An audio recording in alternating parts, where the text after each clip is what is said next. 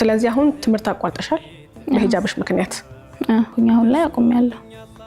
አሁን እስልምናው ከገባሽ በኋላ በዚህ ድምሽ የቀን ስራ ስትሰሪ ምን ስትይ ኧረ ምን በወጣኝ በቃ እንደገና ተመልሼ ራሴን ስችል ጥሩ ኑሮ መኖር ስጀምር ተመልሼ ሰልማለሁ የሚል ሐሳብ ምናምን ነው ጎብኘት ያደረግሽ? አሁን በዛ መሀል መሞት አለ፣ ስንት ነገር አለ። ሻሃዳ ሳያዝ መሞት ከባድ። ስለዚህ እንደዚህ እቀጥላለሁ። ማንም ባይኖር ምንም ባይኖር ኖርማል አላህ አለሽ። ታዲያ አላህ ለኔ ካለ ለምን ይሄን ያስተካክልልኝም ለምን ብቻዬን ተወኝ ብለሽ አታማርሪ? አይ አማርሬ አለቀ። እንዴት ሰው አይደለሽ? ሰው እኮ ነኝ ግን ያው እንደሱ ያለቀ። ምን ቢሰጥሽ? እስልምና ሰጥቶኛል። እስልምናን የሚያክል ነገር ትልቅ ነገር ሰጥቶኛል። እስልምናው ቢቀርስ ምን ይቆልሻል? ምን ይቀርብሽ ነበር? ጀነት ይቀር ነበር። ስለዚህ ምንም ችግር ብሆን በዚህ እድሜ ብሸከምም እስልምናዬን አለ አላህ አለ ብለሽ ነው እየኖርሽ ያለሽ። ማሻአላህ። ምን ያበረታሻል ግን በበለጠ? ምን ያጠነክርሻል? በበለጠ የሚያጠነክረኝ ነገር ከዚህ በፊት የነበሩት ሷሃቢዎች ስንት ነገር ተፈትነው አይደል? አሁን እኔ እቺ ብዙም ይሄን ያክል አልተፈተንኩም። እነሱ ከዚህ በላይ ሆኖ አልነበር ለእስልምና። እሱ ነገር ያበረታኛል። ማሻአላህ። ስለዚህ አሁን አንቺ ስራ የምትሰሪው በቋሚነት ሳይሆን የሆነ ቦታ ተቀምጠሽ ትጠብቂያለሽ። ለምን አብረን አንጠብቅም ታዲያ? አንድ ቀን አብረን እንስራና ከዛ ያገኘሁትን ገንዘብ ሰጥሻለሁ እኔ ላንቺ። በቀን አይደል የሚከፈለው? አንዳንዶቹ ደግሞ በሳምንት ከቆየ እንደዛ ነው የሚከፍሉት። የቀን እንነጋገራ። የቀን ይስጡን ስራውን። ለምሳሌ የቀን ወይ ግማሽ ቀን ግማሽ ቀን ስራ አብረን እንስራ። ከዛ በኋላ አይከፍሉኝም? በግማሽ ቀን የለም ስራ።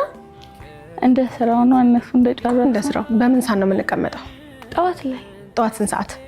ጠዋት 1 ሰዓት ተኩል ምናምን እወጣለሁ። ከ1 ሰዓት ተኩል ጀምሮ እዛ ቦታ ላይ እንቀመጣለን።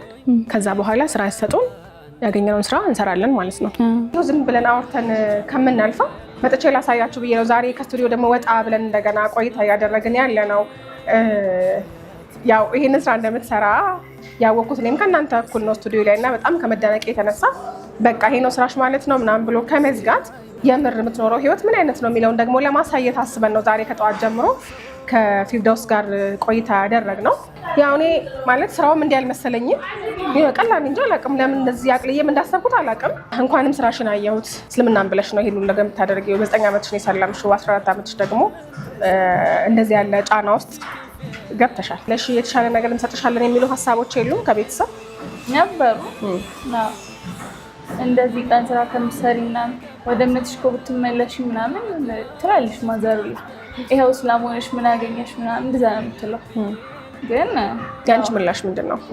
ወይ አይ አልፈልግም ነበር እኔ ብላት። ለምን? አንዴ ወስኜ የገባሁበት እምነት አይደለም። እንደፈለግሽ የምትወጪበት መጋቢበት እንትን አይደለም። ስለዚህ እኔ በሳይ ነው። እንደው በወሬያችን ላይም ስናወራ ስቱዲዮ ላይ ከእናትሽ ጋር ብቻ እንደምትኖሪ ወንድም እህቶች እንደሌሎች ነግረሽኝ ነበረ። አባትሽ ጋር ተለያይተው ነው ወይስ ለምን አብራችሁ አላደጋችሁም? እንደ ቤተሰብ ለማኖራችሁም አንድ ላይ? ከፋዘር ጋር ተለያይተዋል። ኦኬ። እንደተወለድኩ ነበር ከፋዘር ጋር የተለያዩት። ማዘር እንደምትለኝ ከሆነ ፋዘር ሴት ልጅ ምናምን ነገር አልፈልግም ብሎ ነው የተለያዩት። እኔ ስወለድ ማለት ነው። ሴት ለምን ተወለደች ተብሎ? ያው ማዘር ስጠይቃት ይሄንን ነው ምላሽ ነው የምንመልስልኝ። እንግዲህ የዛሬዋ መንገደኛ ፊርዳውስ ላገኘችው አዲስ እውነት ላገኘችው አንድና ብቸኛ ለሆነው አምላካችን አላህ ሱብሃነሁ ወተዓላ እሱም ብላ ዛሬ በ14 ዓመቷ ይሄንን ህይወት መርጣ እየኖረች ነው። ብዙዎቻችን እንደዚህ ያለ ህይወት ቢገጥመን ካለንበት ነገር ላይ ያለን አቋም ምንድን ነው የሚለውን እየፈተሽን ቆይታ እንዳደረግን ተስፋ አደርጋለሁ። አብራችሁ ስለነበራችሁ በድጋሚ እጅግ አድርገን እናመሰግናለን። እንዴት ሰለምሽ በ9 ዓመትሽ? እኔ ሰለምኩት ቸርች ላይ ምናምን ነገር እናቴ ጴንጤ ናት። ቸርች ላይ ምናምን ነገር እንዲ ጥያቄ ምናምን ስታነሺ በቃ እቺ ልጅ በቃ የሆነ አዛብ ተጠግቷታል ምናምን ነው የሚባለው። ከዛ እንደዛ ሆኖ ማዘር ደግሞ እንዳጋጣሚ ሆኖ መስጊድ ስራ ገባች። በጣም ነበር የምጠላው። ለኔ የሂዳያ ሰበብ ሆና ነው እንጂ መስጊድ ምናምን ሙስሊምም በጣም ነው የምጠላው የነበረው። ከዛ መስጊድ መስራት ጀመረች፣ እኔም መሄድ ጀመርኩ ምናምን። ከዛን የቁልሁላድን ትርጉም ሰማሁ። አንቺ የምትሄጂበት ሰዓት እናትሽን ለማገዝ ነው አንቺ የምትሄጂው ወይስ? አይደለም፣ ዝም ብዬ ከሷ ጋር ሄድ ነበር ምናምን። ከዛን የቁልሁላድን ትርጉም ሰማሁ ምናምን፣ መጠየቅ ጀመርኩ በሴቶች በኩል። ከዛን በቃ እነሱም እስልምና ላይ የሆነ ጠይቀሽ ሁሉም ነገር ይመለስልሻል። እዛ ጋር ግን ስትሄጂ በቃ እቺ ልጅ የሆነ አዛብ ተጠግቷታል ምናምን፣ በቃ እቺ ልጅ የሆነ ልትበላሽ ነው የምትባየው። ምን ነበር የምትጠይቂው በዛ እድሜሽ ግን? እኔ ከራሴ አንዳችም ላደርግ አልችልም፣ እንደሰማው ፈርዳለሁ፣ ፍርዴም ቅና ይላከኝን ፍቃድ እንጂ እኔ ከራሴ አልሻም ይላል። እሺ እንዴት ነው ይሄ ነገር እንዴት ነው ስላቸው፣ አንቺ ህፃን ነሽ፣ ደግሞ ማን ነው እንደዚህ ብጠይቂ ያለሽ? የሆነ አዛብማ ተጠግቶሻል ነው የሚሉት።